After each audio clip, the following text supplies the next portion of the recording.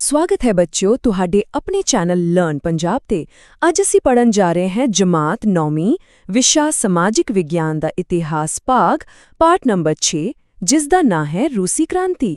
ਤਾਂ ਇਹ ਸਭ ਹੈ ਕਿ ਇਹ ਸਿਰਫ ਕਿਸੇ ਇੱਕ ਦੇਸ਼ ਦੀ ਕਹਾਣੀ ਨਹੀਂ ਹੈ, ਇਹ ਇੱਕ ਅਜਿਹੇ ਬਦਲਾਅ ਦੀ ਕਹਾਣੀ ਹੈ ਜਿਸ ਨੇ ਪੂਰੀ ਦੁਨੀਆ ਨੂੰ ਹਮੇਸ਼ਾ ਲਈ ਬਦਲ ਕੇ ਰੱਖ ਦਿੱਤਾ। ਆਪਾਂ ਸਮਝਾਂਗੇ ਕਿ ਕਿਵੇਂ ਰੂਸ ਦੇ ਆਮ ਲੋਕਾਂ ਨੇ ਆਪਣੇ ਸ਼ਕਤੀਸ਼ਾਲੀ ਰਾਜੇ ਜ਼ਾਰ ਨੂੰ ਗੱਦੀ ਤੋਂ ਉਤਾਰਿਆ ਅਤੇ ਇੱਕ ਬਿਲਕੁਲ ਨਵੇਂ ਤਰ੍ਹਾਂ ਦੇ ਦੇਸ਼ ਦੀ ਨੀਂਹ ਰੱਖੀ। ਚਲੋ ਇਸ ਕਹਾਣੀ ਦੇ ਮੁੱਖ ਕਿਰਦਾਰ ਨੂੰ ਮਿਲਦੇ ਹਾਂ। ਇਹ ਨੇ ਜ਼ਾਰ ਨਿਕੋਲਸ ਦੂਜੇ, ਰੂਸ ਦੇ ਆਖਰੀ ਬਾਦਸ਼ਾਹ। ਇਹਨਾਂ ਦੇ ਹੀ ਰਾਜ ਵਿੱਚ ਉਹ ਸਭ ਕੁਝ ਹੋਇਆ ਜਿਸ ਨੇ ਇਤਿਹਾਸ ਦਾ ਰੁਖ ਮੋੜ ਦਿੱਤਾ। ਤਾਂ ਸਭ ਤੋਂ ਵੱਡਾ ਸਵਾਲ ਇਹੀ ਉੱਠਦਾ ਹੈ ਨਾ, ਕਿ ਇੰਨਾ ਵੱਡਾ ਤੇ ਤਾਕਤਵਰ ਸਾਮਰਾਜ ਤਾਸ਼ ਦੇ ਪੱਤਿਆਂ ਵਾਂਗ ਕਿਵੇਂ ਟਹਿ ਗਿਆ? ਅਜਿਹੇ ਕਿਹੜੇ ਕਾਰਨ ਸਨ ਕਿ ਸਦੀਆਂ ਪੁਰਾਣਾ ਰਾਜ ਖਤਮ ਹੋ ਗਿਆ? ਆਓ ਇਸ ਦੀ ਜੜ ਤੱਕ ਚੱਲੀਏ। ਇਸ ਪੂਰੀ ਕਹਾਣੀ ਨੂੰ ਚੰਗੀ ਤਰ੍ਹਾਂ ਸਮਝਣ ਲਈ ਅਸੀਂ ਇਸ ਨੂੰ 5 ਹਿੱਸਿਆਂ ਵਿੱਚ ਵੰਡ ਕੇ ਦੇਖਾਂਗੇ। ਪਹਿਲਾਂ ਆਪਾਂ ਦੇਖਾਂਗੇ ਕਿ ਕ੍ਰਾਂਤੀ ਤੋਂ ਪਹਿਲਾਂ ਰੂਸ ਦੇ ਹਾਲਾਤ ਕਿਹੋ ਜਿਹੇ ਸਨ। ਫਿਰ 1905 ਦੀ ਪਹਿਲੀ ਚੰਗਿਆੜੀ ਬਾਰੇ ਜਾਣਾਂਗੇ। ਉਸ ਤੋਂ ਬਾਅਦ ਦੇਖਾਂਗੇ ਕਿ ਜ਼ਾਰ ਦਾ ਰਾਜ ਕਿਵੇਂ ਖਤਮ ਹੋਇਆ। ਫਿਰ ਆਪਾਂ ਲੈਨਿਨ ਤੇ ਬੋਲਸ਼ੇਵਿਕ ਕ੍ਰਾਂਤੀ ਦੀ ਗੱਲ ਕਰਾਂਗੇ ਤੇ ਅਖੀਰ ਵਿੱਚ ਕਿਵੇਂ ਇੱਕ ਬਿਲਕੁਲ ਨਵੇਂ ਦੇਸ਼ ਸੋਵੀਅਤ ਯੂਨੀਅਨ ਦਾ ਜਨਮ ਹੋਇਆ। ਠੀਕ ਹੈ, ਤਾਂ ਚਲੋ ਆਪਣੇ ਪਹਿਲੇ ਭਾਗ ਨਾਲ ਸ਼ੁਰੂ ਕਰਦੇ ਹਾਂ। ਇਸ ਵੱਡੇ ਬਦਲਾਵ ਤੋਂ ਪਹਿਲਾਂ ਆਖਿਰ ਰੂਸ ਸੀ ਕਿਹੋ ਜਿਹਾ? 20ਵੀਂ ਸਦੀ ਦੀ ਸ਼ੁਰੂਆਤ ਵਿੱਚ ਰੂਸ ਤੇ ਜ਼ਾਰ ਨਿਕੋਲਸ ਦੂਜੇ ਦਾ ਰਾਜ ਸੀ। ਉਸ ਦਾ ਸ਼ਾਸਨ ਸੀ ਨਿਰੰਕੁਸ਼ ਰਾਜਸ਼ਾਹੀ। ਇਸ ਦਾ ਮਤਲਬ ਕੀ ਹੈ? ਮਤਲਬ ਸਾਰੀ ਦੀ ਸਾਰੀ ਤਾਕਤ ਸਿਰਫ ਇੱਕ ਬੰਦੇ ਦੇ ਹੱਥ ਵਿੱਚ। ਇਸ ਨੂੰ ਇੰਜ ਸਮਝੋ ਜਿਵੇਂ ਇੱਕ ਬੱਸ ਦਾ ਡਰਾਈਵਰ ਹੈ ਜੋ ਬੱਸ ਦਾ ਮਾਲਿਕ ਵੀ ਹੈ। ਉਹ ਸਵਾਰੀਆਂ ਦੀ ਇੱਕ ਨਹੀਂ ਸੁਣਦਾ, ਆਪਣੀ ਮਰਜ਼ੀ ਨਾਲ ਜਿੱਥੇ ਮਰਜ਼ੀ ਬੱਸ ਲੈ ਜਾਂਦਾ ਹੈ। ਬਸ ਇਸੇ ਤਰ੍ਹਾਂ ਜ਼ਾਰ ਪੂਰੇ ਰੂਸ ਨੂੰ ਚਲਾ ਰਿਹਾ ਸੀ। ਭਾਵੇਂ ਸਾਰੀ ਤਾਕਤ ਜ਼ਾਰ ਕੋਲ ਸੀ, ਪਰ ਜ਼ਮੀਨੀ ਪੱਧਰ ਤੇ ਵਿਚਾਰਾਂ ਦੀ ਇੱਕ ਲੜਾਈ ਚੱਲ ਰਹੀ ਸੀ। ਇੱਕ ਪਾਸੇ ਸਨ ਉਦਾਰਵਾਦੀ ਜੋ ਚੁਣੀ ਹੋਈ ਸਰਕਾਰ ਤੇ ਧਾਰਮਿਕ ਆਜ਼ਾਦੀ ਚਾਹੁੰਦੇ ਸਨ। ਦੂਜੇ ਪਾਸੇ ਸਨ ਰੈਡੀਕਲ ਜੋ ਬਹੁਗਿਣਤੀ ਦੀ ਸਰਕਾਰ ਦੀ ਮੰਗ ਕਰ ਰਹੇ ਸਨ ਤੇ ਖਾਸ ਤੌਰ ਤੇ ਔਰਤਾਂ ਲਈ ਵੋਟ ਦਾ ਹੱਕ ਮੰਗ ਰਹੇ ਸਨ। ਤੇ ਤੀਜੇ ਸਨ ਰੂੜੀਵਾਦੀ ਜੋ ਪੁਰਾਣੀ ਵਿਵਸਥਾ ਨੂੰ ਹੀ ਕਾਇਮ ਰੱਖਣਾ ਚਾਹੁੰਦੇ ਸਨ। ਤੁਸੀਂ ਦੇਖ ਸਕਦੇ ਹੋ ਕਿ ਇਹ ਤਿੰਨੋਂ ਵਿਚਾਰਧਾਰਾਵਾਂ ਇੱਕ ਟਕਰਾਓ ਵੱਲ ਵਧ ਰਹੀਆਂ ਸਨ। ਆਰਥਿਕ ਤੌਰ ਤੇ ਵੀ ਰੂਸ ਬਾਕੀ ਯੂਰਪ ਤੋਂ ਕਾਫੀ ਪਿੱਛੇ ਸੀ। ਉਦਯੋਗ ਬਹੁਤ ਘੱਟ ਸਨ ਤੇ ਫੈਕਟਰੀਆਂ ਵਿੱਚ ਮਜ਼ਦੂਰਾਂ ਦੇ ਹਾਲਾਤ ਬਹੁਤ ਹੀ ਮਾੜੇ ਸਨ। ਪਰ ਦੇਸ਼ ਦੀ 85% ਤੋਂ ਵੱਧ ਆਬਾਦੀ ਕਿਸਾਨਾਂ ਦੀ ਸੀ। ਪੀੜ੍ਹੀਆਂ ਤੋਂ ਉਹ ਭੂਦਾਸ ਪ੍ਰਥਾ ਦਾ ਸ਼ਿਕਾਰ ਸਨ, ਜਿਸ ਦਾ ਮਤਲਬ ਹੈ ਕਿ ਉਹ ਜ਼ਮੀਨ ਦੇ ਮਾਲਕਾਂ ਦੇ ਗੁਲਾਮ ਸਨ। ਹੁਣ ਉਹ ਆਜ਼ਾਦ ਤਾਂ ਸਨ, ਪਰ ਜ਼ਮੀਨ ਅਜੇ ਵੀ ਅਮੀਰਾਂ ਕੋਲ ਸੀ। ਉਨ੍ਹਾਂ ਦੀ ਸਿਰਫ ਇੱਕ ਹੀ ਮੰਗ ਸੀ, ਆਪਣੀ ਜ਼ਮੀਨ ਤੇ ਆਪਣਾ ਹੱਕ। ਤਾਂ ਚਲੋ ਇੱਕ ਛੋਟੀ ਜਿਹੀ ਦੁਹਰਾਈ ਕਰੀਏ। ਤਸਵੀਰ ਬਿਲਕੁਲ ਸਾਫ਼ ਹੈ ਨਾ? ਰੂਸ ਇੱਕ ਬਾਰੂਦ ਦੇ ਢੇਰ ਤੇ ਬੈਠਾ ਸੀ, ਜਿਸ ਨੂੰ ਸਿਰਫ ਇੱਕ ਚੰਗਿਆੜੀ ਦੀ ਲੋੜ ਸੀ। ਇੱਕ ਪਾਸੇ ਇੱਕ ਸਰਵਸ਼ਕਤੀਮਾਨ ਜ਼ਾਰ, ਦੂਜੇ ਪਾਸੇ ਬਦਲਾਵ ਦੀ ਮੰਗ ਕਰ ਰਹੇ ਲੋਕ ਔਰ ਤੀਜੇ ਪਾਸੇ ਭੁੱਖੇ ਕਿਸਾਨ ਤੇ ਮਜ਼ਦੂਰ। ਇਹ ਸਭ ਇੱਕ ਵੱਡੇ ਧਮਾਕੇ ਵੱਲ ਇਸ਼ਾਰਾ ਕਰ ਰਿਹਾ ਸੀ। ਅਤੇ ਇਹ ਉਬਲਦਾ ਹੋਇਆ ਗੁੱਸਾ ਪਹਿਲੀ ਵਾਰ 1905 ਵਿੱਚ ਫੁੱਟਿਆ। ਚਲੋ ਆਪਣੇ ਅਗਲੇ ਭਾਗ ਵੱਲ ਚਲਦੇ ਹਾਂ ਅਤੇ ਦੇਖਦੇ ਹਾਂ ਕਿ ਉਸ ਵੇਲੇ ਕੀ ਹੋਇਆ। ਤਾਂ 1905 ਵਿੱਚ ਉਹ ਬਾਰੂਦ ਫਟਿਆ। ਇਸ ਨੂੰ ਅੱਗ ਕਿਸਨੇ ਲਾਈ? ਇੱਕ ਛੋਟੇ ਜਿਹੇ ਦੇਸ਼ ਜਾਪਾਨ ਹੱਥੋਂ ਰੂਸ ਨੂੰ ਜੰਗ ਵਿੱਚ ਮਿਲੀ ਸ਼ਰਮਨਾਕ ਹਾਰ ਨੇ। ਇਸ ਹਾਰ ਨੇ ਜ਼ਾਰ ਦੀ ਕਮਜ਼ੋਰੀ ਨੂੰ ਸਭ ਦੇ ਸਾਹਮਣੇ ਲਿਆ ਦਿੱਤਾ। ਅਤੇ ਫਿਰ ਹੋਈ ਖੂਨੀ ਐਤਵਾਰ ਦੀ ਘਟਨਾ।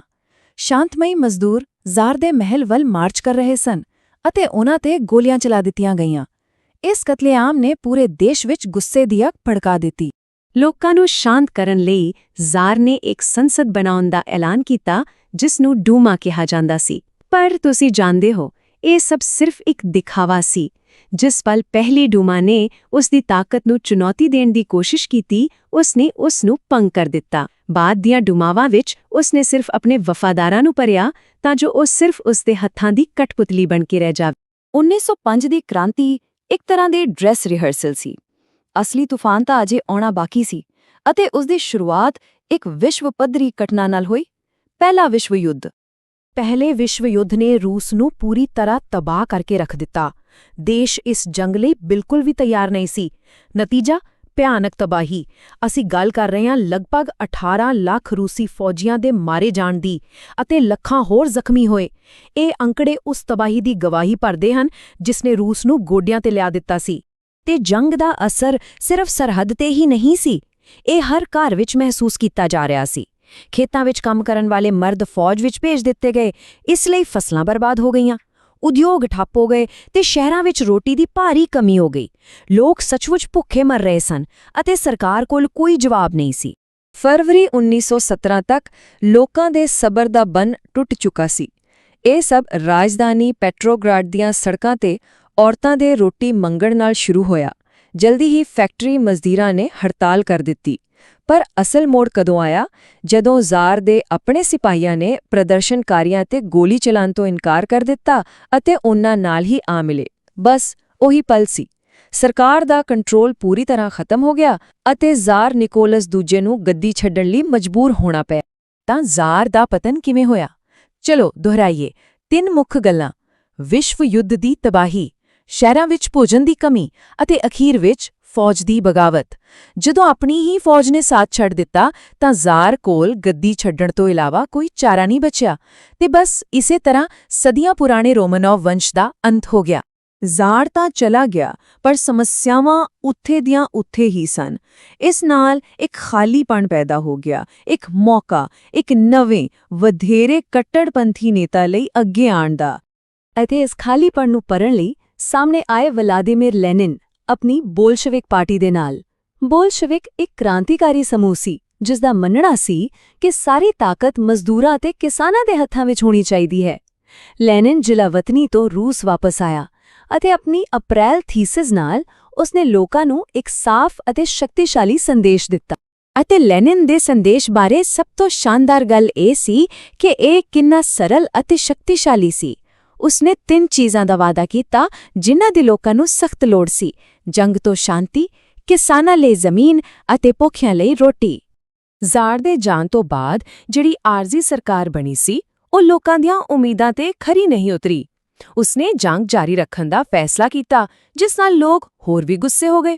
ਬੋਲਸ਼ੇਵਿਕਾਂ ਨੇ ਆਪਣਾ ਮੌਕਾ ਦੇਖਿਆ। ਉਹਨਾਂ ਨੇ ਵੱਡੀ ਗਿਣਤੀ ਵਿੱਚ ਲੋਕਾਂ ਦਾ ਸਮਰਥਨ ਹਾਸਲ ਕੀਤਾ ਅਤੇ ਅਕਤੂਬਰ 1917 ਵਿੱਚ ਉਹਨਾਂ ਨੇ ਸਰਕਾਰ ਤੇ ਕਬਜ਼ਾ ਕਰ ਲਿਆ, ਉਹ ਵੀ ਲਗਭਗ ਬਿਨਾਂ ਕਿਸੇ ਲੜਾਈ। ਸੱਤਾ ਵਿੱਚ ਆਉਂਦਿਆਂ ਹੀ ਬੋਲਸ਼ੇਵਿਕਾਂ ਨੇ ਸਮਾਂ ਬਰਬਾਦ ਨਹੀਂ ਕੀਤਾ। ਉਹਨਾਂ ਨੇ ਤੁਰੰਤ ਆਪਣੇ ਵਾਅਦਿਆਂ ਤੇ ਕੰਮ ਕਰਨਾ ਸ਼ੁਰੂ ਕਰ ਦਿੱਤਾ। ਉਹਨਾਂ ਨੇ ਜੰਗ ਖਤਮ ਕੀਤੀ, ਜ਼ਮੀਨ ਕਿਸਾਨਾਂ ਨੂੰ ਵੰਡ ਦਿੱਤੀ ਅਤੇ ਸਾਰੇ ਬੈਂਕਾਂ ਤੇ ਉਦਯੋਗਾਂ ਨੂੰ ਸਰਕਾਰੀ ਕੰਟਰੋਲ ਹੇਠ ਲੈ ਲਿਆ। ਦੇਸ਼ ਹਮੇਸ਼ਾ ਲਈ ਬਦਲ ਰਿਹਾ ਸੀ।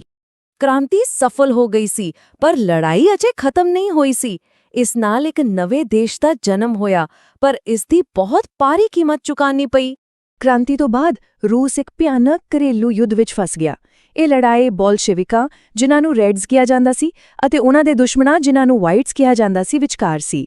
ਵਾਈਟਸ ਵਿੱਚ ਜ਼ਾਰ ਦੇ ਸਮਰਥਕ, ਉਦਾਰਵਾਦੀ ਅਤੇ ਹੋਰ ਸਮਾਜਵਾਦੀ ਸਮੂਹ ਸ਼ਾਮਿਲ ਸਨ ਅਤੇ ਉਹਨਾਂ ਨੂੰ ਵਿਦੇਸ਼ੀ ਦੇਸ਼ਾਂ ਦਾ ਵੀ ਸਮਰਥਨ ਸੀ। ਇਹ ਇੱਕ ਲੰਬਾ ਅਤੇ ਬਹੁਤ ਹੀ ਖੂਨੀ ਸੰਘਰਸ਼ ਸੀ। ਉਹਨੇ ਖੂਨ ਖਰਾਬੇ ਤੋਂ ਬਾਅਦ ਅਖੀਰ ਵਿੱਚ ਬੋਲਸ਼ੇਵਿਕਾਂ ਦੀ ਜਿੱਤ ਹੋਈ। ਤਾਂ ਚਲੋ ਮੁੱਖ ਨਤੀਜਿਆਂ ਤੇ ਇੱਕ ਨਜ਼ਰ ਮਾਰੀਏ। ਲੈਨਿਨ ਅਤੇ ਬੋਲਸ਼ੇਵਿਕਾਂ ਨੇ ਅਕਤੂਬਰ ਕ੍ਰਾਂਤੀ ਵਿੱਚ ਸੱਤਾ ਹਾਸਲ ਕੀਤੀ। ਉਹਨਾਂ ਨੇ ਸ਼ਾਂਤੀ, ਜ਼ਮੀਨ ਅਤੇ ਰੋਟੀ ਦੇ ਆਪਣੇ ਵਾਅਦੇ ਪੂਰੇ ਕੀਤੇ। ਉਹਨਾਂ ਨੇ ਇੱਕ ਲੰਬਾ ਤੇ ਭਿਆਨਕ ਘਰੇਲੂ ਯੁੱਧ ਜਿੱਤਿਆ ਅਤੇ ਅੰਤ ਵਿੱਚ 1922 ਵਿੱਚ ਉਹਨਾਂ ਨੇ ਦੁਨੀਆ ਦੇ ਪਹਿਲੇ ਸਮਾਜਵਾਦੀ ਰਾਜ ਦੀ ਸਥਾਪਨਾ ਕੀਤੀ, union of Soviet socialist Republics ਯਾਨੀ ਕਿ USSR। ਕ੍ਰਾਂਤੀ ਖਤਮ ਹੋ ਗਈ, ਦੇਸ਼ ਬਦਲ ਗਿਆ, ਪਰ ਕਹਾਣੀ ਇੱਥੇ ਖਤਮ ਨਹੀਂ ਹੁੰਦੀ। ਰੂਸੀ ਕ੍ਰਾਂਤੀ ਨੇ ਪਿੱਛੇ ਇੱਕ ਐਸੀ ਵਿਰਾਸਤ ਛੱਡੀ ਹੈ ਜਿਸ ਦਾ ਅਸਰ ਅੱਜ ਵੀ ਪੂਰੀ ਦੁਨੀਆ ਤੇ ਮਹਿਸੂਸ ਕੀਤਾ ਜਾਂਦਾ ਹੈ। ਤਾਂ ਫਿਰ ਅਸੀਂ ਇਸ ਤੋਂ ਕੀ ਸਿੱਖ ਸਕਦੇ ਹਾਂ? ਤਾਂ ਰੂਸੀ ਕ੍ਰਾਂਤੀ ਤੋਂ ਅੱਜ ਅਸੀਂ ਕੀ ਸਿੱਖ ਸਕਦੇ ਹਾਂ? ਖੈਰ, ਇਹ ਇੱਕ ਸ਼ਕਤੀਸ਼ਾਲੀ ਯਾਦ ਦਹਾਨੀ ਹੈ ਕਿ ਜਦੋਂ ਲੋਕਾਂ ਦੀ ਆਵਾਜ਼ ਨੂੰ ਲੰਬੇ ਸਮੇਂ ਤੱਕ ਦਬਾਇਆ ਜਾਂਦਾ ਹੈ ਤਾਂ ਬਦਲਾਵ ਹਿੰਸਕ ਹੋ ਸਕਦਾ ਹੈ। ਇਹ ਸਾਨੂੰ ਦਿਖਾਉਂਦੀ ਹੈ ਕਿ ਕਿਵੇਂ ਸਰਲ, ਸ਼ਕਤੀਸ਼ਾਲੀ ਵਿਚਾਰ ਜਿਵੇਂ ਸ਼ਾਂਤੀ, ਜ਼ਮੀਨ ਅਤੇ ਰੋਟੀ ਪੂਰੇ ਸਾਮਰਾਜਿਆਂ ਨੂੰ ਢਹਿ-ਢੇਰੀ ਕਰ ਸਕਦੇ ਹਨ। ਰੂਸੀ ਕ੍ਰਾਂਤੀ ਦੇ ਨਤੀਜੇ ਅੱਜ ਵੀ ਦੁਨੀਆ ਭਰ ਦੀ ਰਾਜਨੀਤੀ ਅਤੇ ਸਮਾਜ ਨੂੰ ਪ੍ਰਭਾਵਿਤ ਕਰਦੇ ਹਨ। ਇਹ ਇੱਕ ਅਜਿਹੀ ਕਹਾਣੀ ਹੈ ਜੋ ਸਾਨੂੰ ਸੋਚਣ ਲਈ ਮਜਬੂਰ ਕਰਦੀ ਹੈ ਕਿ ਸ਼ਕਤੀ ਅਸਲ ਵਿੱਚ ਕਿਸ ਕੋਲ ਹੁੰਦੀ ਹੈ ਅਤੇ ਜਦੋਂ ਉਹ ਸ਼ਕਤੀ ਲੋਕਾਂ ਦੇ ਹੱਥਾਂ ਵਿੱਚ ਆਉਂਦੀ ਹੈ ਤਾਂ ਕੀ ਹੁੰਦਾ ਹੈ। ਇਸ ਬਾਰੇ ਸੋਚੋ। ਜੇ ਤੁਹਾਨੂੰ ਇਹ ਵੀਡੀਓ ਮਦਦਗਾਰ ਲੱਗੀ ਹੋਵੇ ਤਾਂ ਇਸ ਨੂੰ ਲਾਈਕ ਕਰੋ, ਚੈਨਲ ਲਰਨ ਪੰਜਾਬ ਨੂੰ ਸਬਸਕ੍ਰਾਈਬ ਕਰੋ ਅਤੇ ਇਸ ਵੀਡੀਓ ਨੂੰ ਆਪਣੇ ਦੋਸਤਾਂ ਨਾਲ ਜ਼ਰੂਰ ਸਾਂਝਾ ਕਰੋ।